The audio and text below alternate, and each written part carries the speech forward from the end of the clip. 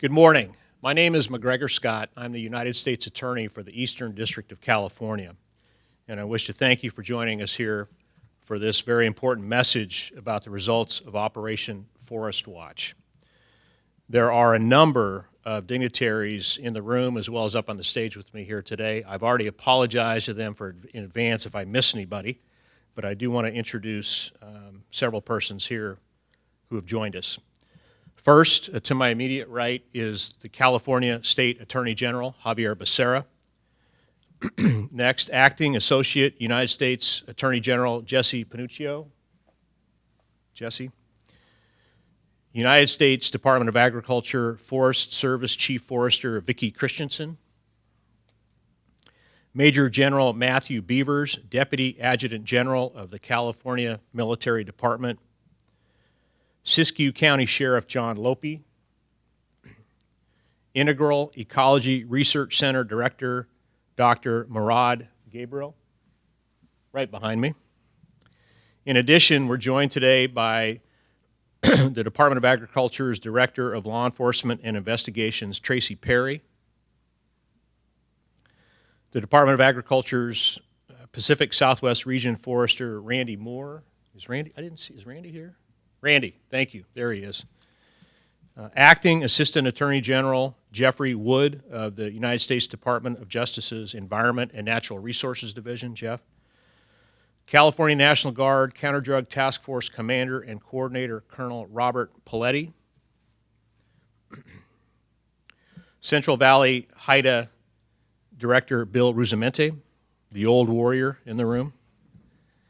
Bureau of Land Management for the state of California, The Bureau of Land Management, BLM, California State Director Jerry Perez. The Bureau of Land Management for California Special Agent in Charge, Keenan Barrios.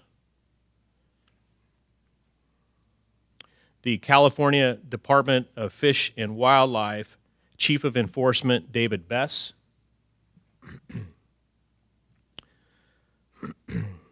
Fresno County Sheriff Margaret Mims, Shasta County Sheriff Tom Basenko, Mendocino County Sheriff Thomas Allman, Tehama County Sheriff Dave Henkrat, and Madera County Sheriff Jay Varney.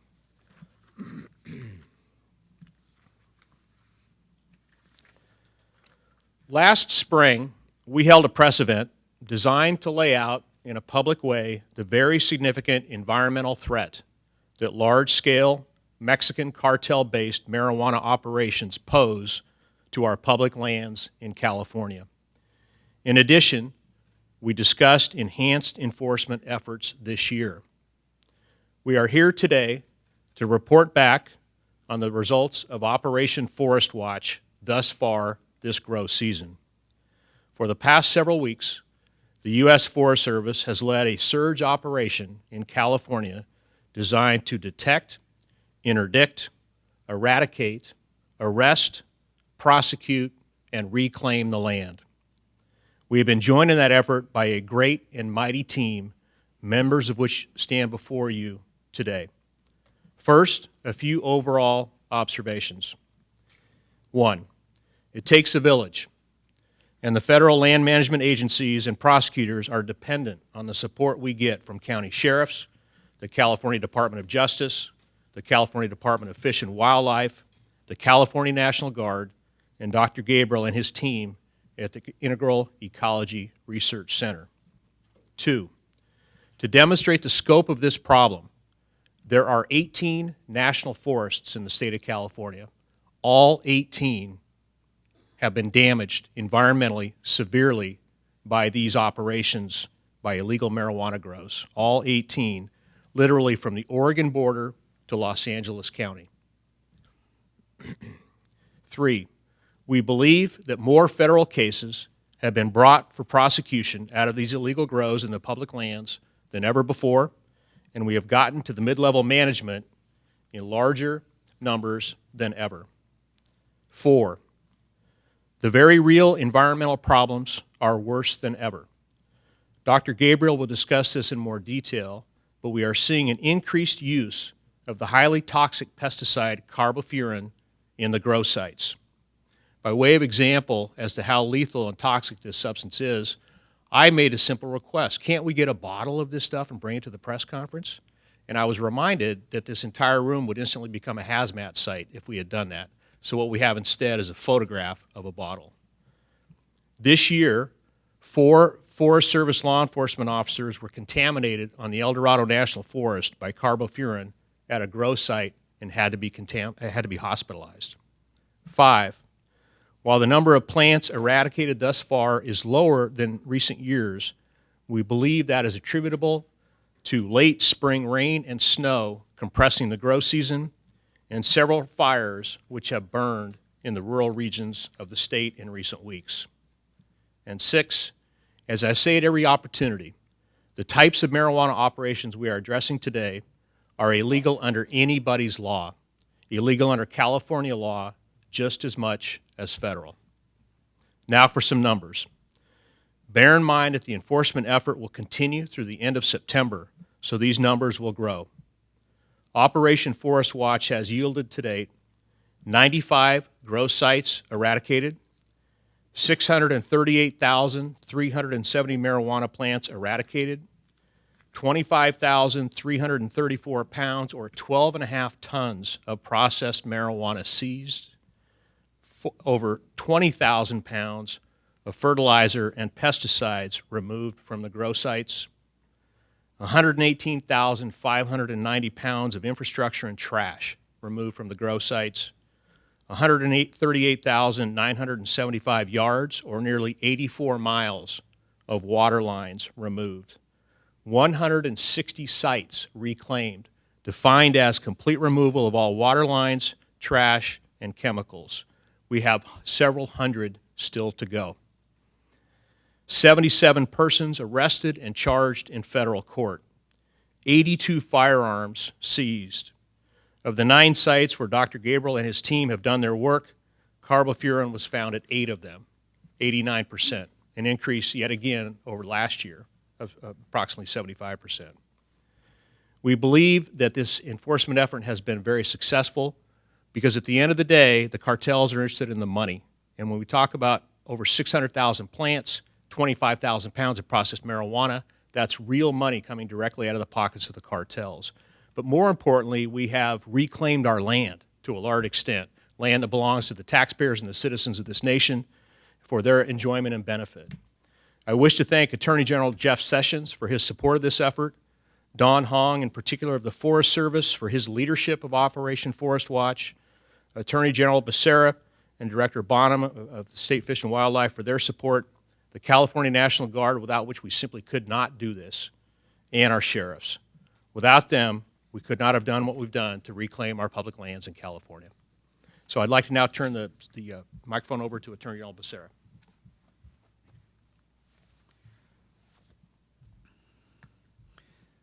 Let me begin by thanking U.S. Attorney McGregor Scott for bringing all of us together. And I suspect I could speak for everyone who won't have a role in providing some remarks and saying that we'd first and foremost like to thank every member of our team who actually gets out on the ground and does the work, the folks who actually give us something to report back. They are doing this day in, day out, sometimes in risky situations, oftentimes giving up a lot of time they could be spending with family, and it's important work that we do. And I think we all recognize that, but for the effort of the men and women who go on the ground to do this, it would not be possible for us to report some of these results. So in advance, thank you to all those who do this work, and certainly within the Department of Justice, to my team that does this, I want to say thank you very much. It's important that we all come together. As U.S. Attorney Scott said, it does take a village. This is a team, and without the work of everyone on this team and all of us coordinating, it would not be as fruitful an endeavor. And so it is important that we keep this team in place and that everyone who has the ability to make sure that the resources are provided, whether at the national, state, or local level, that you continue to provide us with the resources that keeps us on the ground. Without those resources, it is impossible to do this work. So please, don't stop in providing us with the resources we need to do the work to eradicate those illegal grows on public lands. As U.S. Attorney Scott mentioned, we were here back in May talking about our commitment to crack down on those illegal grows. We agreed then, and we agree now, that illegal planting on public lands hurts everyone. Every Californian who wants to enjoy our state and national forests, every farmer who depends on access to safe water and untainted soil, every family that has to deal with the pollution of an illegal plant site, every Californian who wants to follow our state's laws on cannabis and play by the rules. They're all hurt. That's why the results of Operation Forest Watch mean so much to so many. At the California Department of Justice, our campaign against marijuana planting, or what we call CAMP, made some real progress as well this year. So far, in this year, the CAMP teams in the Department of Justice have eliminated more than 488,000 plants in over 164 illegal grow sites across our state. Our agents have seized some 87 weapons, arrested some 35 individuals. And as you can tell, criminals are not tidy, nor are they conscientious. And so without that work being done by these men and women, it'd be a far different place in the state of California for folks who want to enjoy our national parks and our state parks and understand what it means to give their kids a chance to see what nature can be like. In one notable case, just this past week, our team in Trinity County busted a major cultivation on U.S. Forest Service land. They found gallons of carbofuran, which U.S. Attorney Scott mentioned before. It's a banned pesticide. As he said, it's dangerous. And that was being added to the water there in Trinity, water that ultimately makes it into the water supply for the people of Trinity County to drink. Carbofuran is illegal for a reason, and spraying it on those plants isn't just dangerous for those who may consume the marijuana, it's dangerous to everyone who lives near the site. All of our teams have achieved the progress that we're reporting today amid some very challenging circumstances. It's been a historic year of wildfires in our state of California, and they've struck close to home for so many of us, including members of our teams. I want to mention our team in Redding. Soon after, many of them had to evacuate their own homes and their families. Our agents started helping other families that needed to be evacuated, neighbors in need. My team members' service to our state went above and beyond the mission of the day. We say thank you to them for having protected their neighbors and their communities from all these threats, whether it was the illegal grows that endanger their families or whether it was the dangerous wildfires that were impacting their communities. There is much to do, but with another successful year behind us, we're ready to move forward. We're prepared to do the work that must be done to make sure that we protect our lands and protect our people, and we intend to do this fight, as we said at the very beginning, as a team. Thanks very much.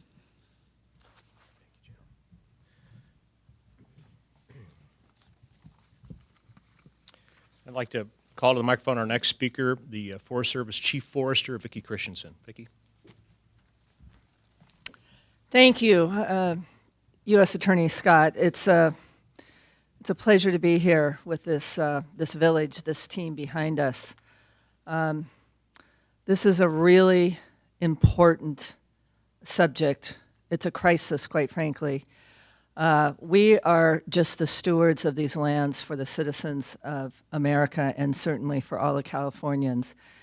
And this is a true example of shared stewardship. We can't do this alone. We have a crisis and we must all act together. And the example standing behind me is our entire law enforcement community coming together.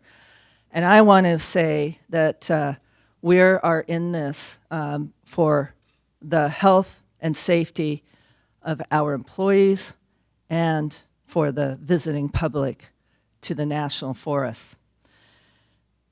There's a high level of cooperation across these local, state, and federal agencies. And this is just a starting point. It's not an ending point. People must feel that they can safely enjoy their public lands and the benefits that these public lands provide. National forests in California cover 21 million acres. That's 20% of the state. The national forests provide 60% of California's water supply. These lands belong to the general public and to the 24 million visitors of the 18 national forests. They are a critical part of the rural and urban communities across this state. But marijuana cultivation on National Forest System lands and on all of our other public lands continues to pose a significant risk to public health and safety. California has long been the epicenter of illegal marijuana cultivation in the country, and we've seen an even greater increase in environmental effects on these public lands. Highly toxic chemicals used to grow the marijuana are killing and endangering our wildlife. They're diverting and contaminating our water supply and endangering the public. These banned and illegal chemicals smuggled into the United States from Mexico, such as pesticides and rodenticides, are routinely discovered within marijuana cultivation sites as large quantities of commercial fertilizers are also found. Wildlife, soil, and vegetation are often exposed and contaminated by various hazardous substances. Our personnel conducting enforcement cleanup, as you've already heard, and the regulatory activities are also at considerable risk from these chemicals via direct exposure, such as contact or inhalation. Irrigation lines illegally divert water on these illegal marijuana grow sites. It takes 900 gallons of water per marijuana plant. Conservative estimate is 1.2 billion gallons. 1.2 billion gallons of water is diverted each year off the national forests in California. That's a significant amount of water, which is so valuable in this state. You know, we extend our thanks to Congress for the $2.5 million investment in protecting and restoring our public lands from these illegal marijuana sites. But this is just a start, and we must do more. This is a quiet crisis on our public lands, and we really appreciate the support of the collective effort of the team behind me. Our goal is to retain and restore ecological resilience on our national forests, to achieve sustainable ecosystems, and also a safe experience for the public and the communities that surround the national forests. The drug trafficking organizations are operating on 72 national forests in 21 different states that are creating unsafe environment for forest users and the employees that are cleaning up this site. This is a major national problem. This operation could not have been successful without the support and the dedication from our cooperating agencies and partners. The USDA Forest Service is constantly committed to reclaiming our national forests and striving to preserve our natural resources for all of the public. Thank you very much. Thank you. Major General Beavers of the California Military Department. Thank you. I have really two very simple messages for you today. Number one, in my 34 years of public service, I have never seen a more elegant or more sophisticated whole-of-government approach to solving a very, very challenging and critical issue. And number two, we can stay up here all day and explain and talk to you about the absolute degradation that these chemicals have on our natural resources. But I would encourage each of you today, if you have the ability and the capacity to go and see these things firsthand. The people need to see what these chemicals do to our national forests, what they do to our streams. And we just simply can't do that alone. So we appreciate your support in getting out there and taking those risks and getting that story. It's a huge story that really, really needs to be told. And I would leave you with that. Thank you. Dr. Gabriel? Good morning, everyone. My name is Dr. Gabriel, and I'm the co-director of Integral Ecology Research Center, a scientific research organization located in Northern California. It is an honor to be up here as part of an interdisciplinary team to discuss the successes of this year's efforts to conserve our public lands. I want to thank United States Attorney Scott and his staff, as well as staff from U.S. Forest Service and Director Tracy Perry and Chief Christensen for the invitation, as well as Attorney General Becerra for the invitation as well, and everyone else for inviting me here today to highlight the continued abuse and exploitation of our public natural resources by drug trafficking organizations that are cultivating marijuana on our national forest lands and the steps that are being taken to combat this scourge. I would also like to thank the members of the audience and the media today, especially, for taking an interest into this emerging threat affecting our western forest. The truths on this subject are often decayed, obscured, or misconstrued. Regardless of what drives this erosion of the analytical and empirical evidence base, we within the scientific community continue to provide sound scientific facts to inform and educate those who are invested in managing our natural resources. Our organization has partnered with various local, state, and federal agencies as a force multiplier in this year's efforts, where we took part in cleaning up these scars on our natural landscapes, as well as actively documenting the environmental impacts from this year's sites. This summer, in collaboration with the U.S. Forest Service and other state and local partners, IRC pre-staged and removed 20,000 pounds of gross site infrastructure, including 97,000 feet of irrigation line, from just 38 grow sites. To put in context the magnitude of these efforts, this would be equivalent to 511 55-gallon trash bags of household trash, the length of 271 football fields of irrigation line, and the restoration of just 113 million gallons of water that were diverted from our rivers and streams. We must bear in mind that this is just a mere fraction of the material present on our national forest lands. In addition to the physical presence of these sites, this year's chemical footprint unfortunately surpassed previous years. Our science team to date has now documented the presence of restricted or banned pesticides like carbofuran at close to 90% of sites we have visited throughout the state this season. These banned pesticides, coupled with the unregulated use of countless other pesticides and fertilizers, pollute and contaminate the soil, water, and vegetation that these sites occupy. Cultivators have expressed that they poison wildlife maliciously with these toxicants to protect their illegal crops. Wildlife is in direct conflict with their monetary gain, so their motto of no wildlife equals no conflict rings true. Though the data may be surprising or overwhelming to some, we must look at the successes we all collectively as a team up here have accomplished and need for all of us to push forward in disseminating the truth regarding this problem. The discussion forward should encompass the culpability for those knowingly and willingly contaminating and poisoning wildlife and fish on our federal public lands. This would make the ramifications of using these highly deadly toxic chemicals a deterrent and inherently protect the environment. There is also the need for continuous support to offset these damages incurred, not only for the current sites, but the relentless barrage of damage these federal lands have incurred over the years.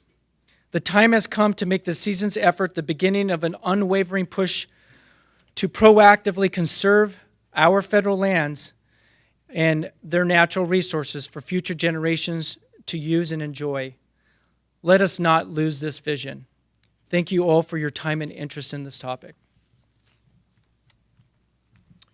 And now I'd like to ask Associate Attorney General Jesse Panuccio, who has traveled out from Washington, D.C., to be with us here today. So, Jesse, welcome and thank you.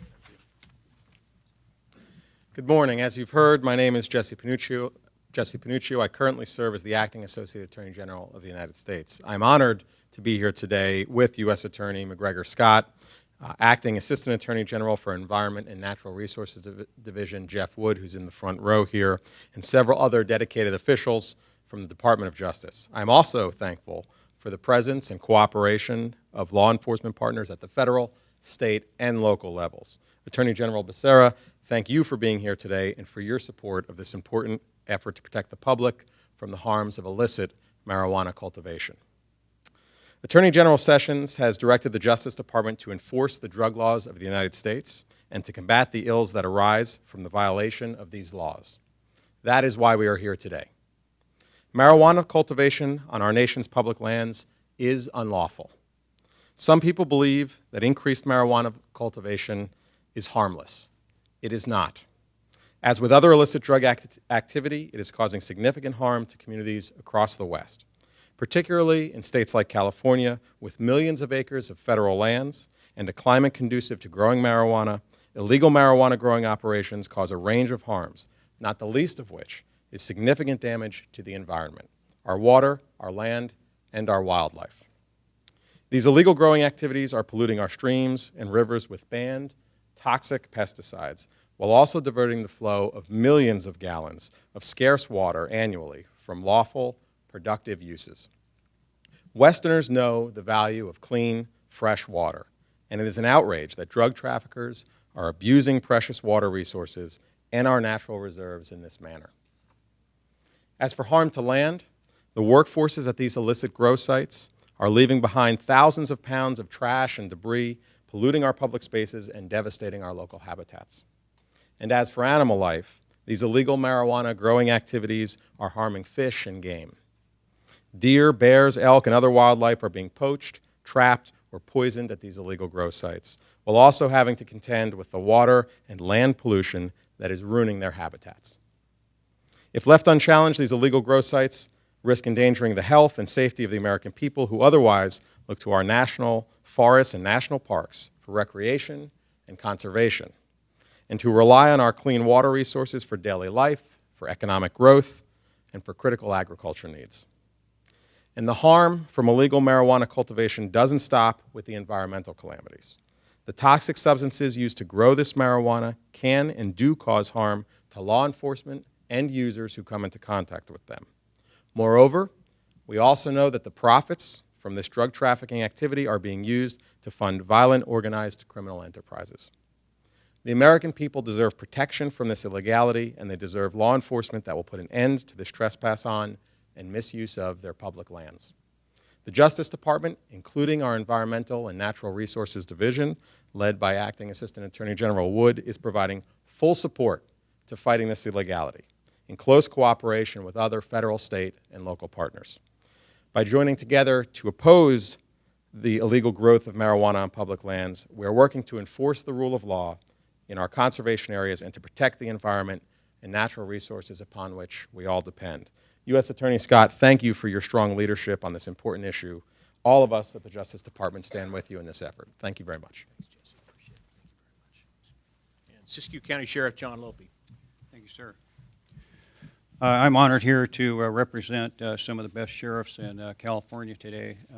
I'm a sheriff of Siskiyou County, and I want to make three brief points. One, I really appreciate our U.S. Attorney for the Eastern District, McGregor Scott, the great leadership of our Attorney General Becerra, and we have many of our federal, state, and local counterparts here that are winning this fight against this catastrophic marijuana problem.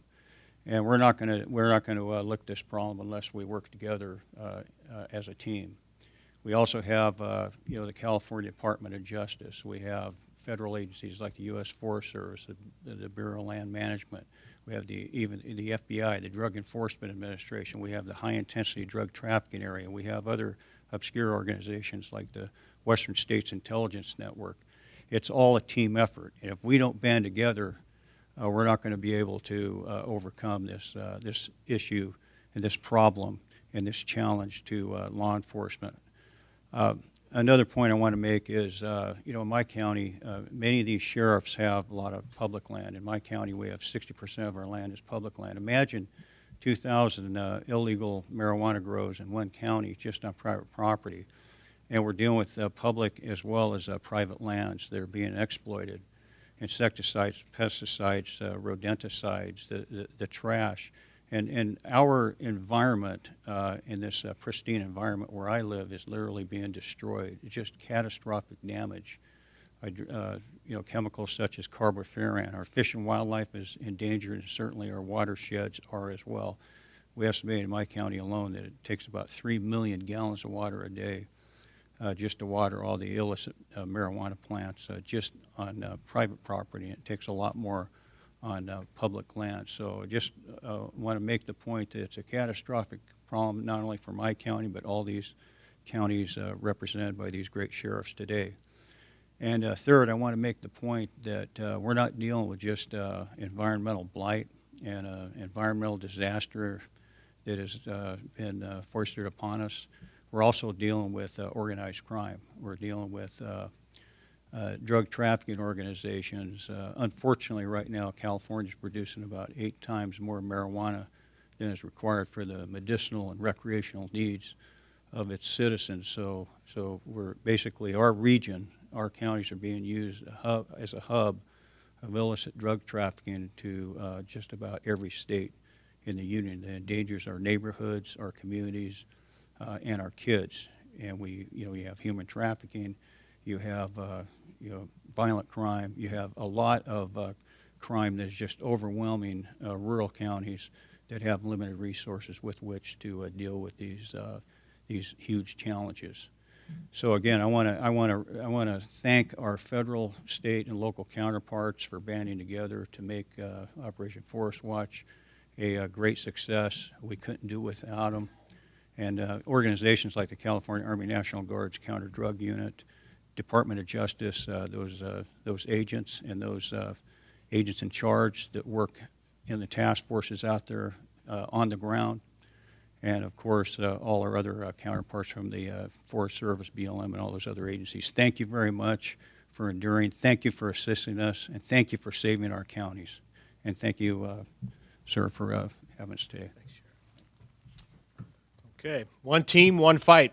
Folks will be around and available if you have any follow-up questions or want to do any one-on-one interviews. Thank you all very much for being here today.